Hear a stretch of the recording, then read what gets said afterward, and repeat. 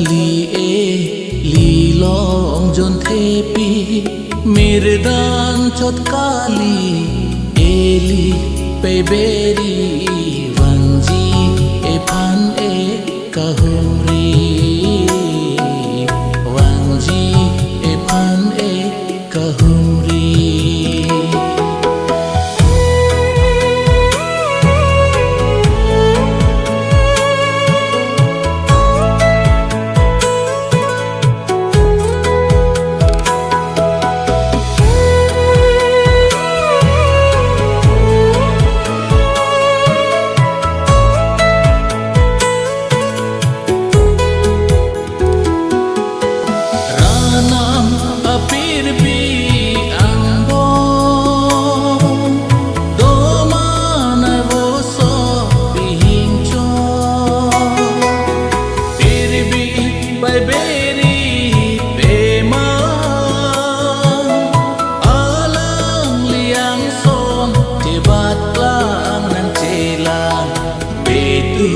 Dan sampri katea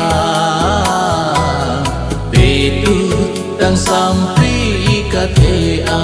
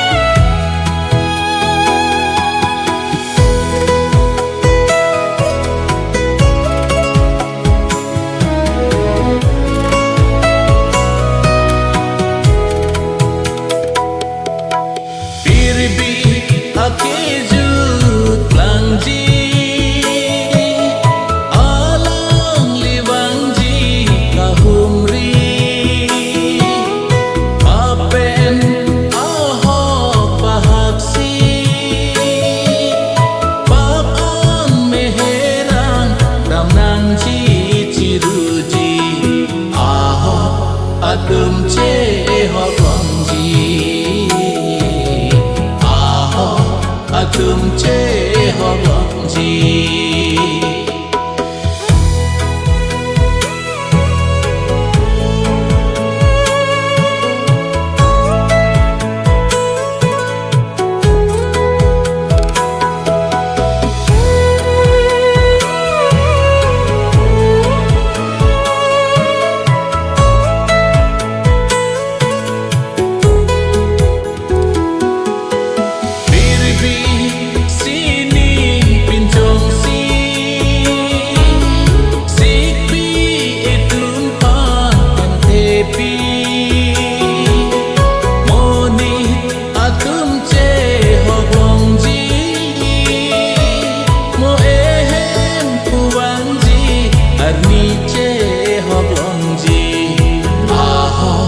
Atum sining ponji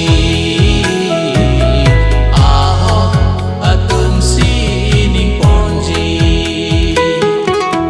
Longdang kali e lilong jon thepi mirdan chot kali eli peberi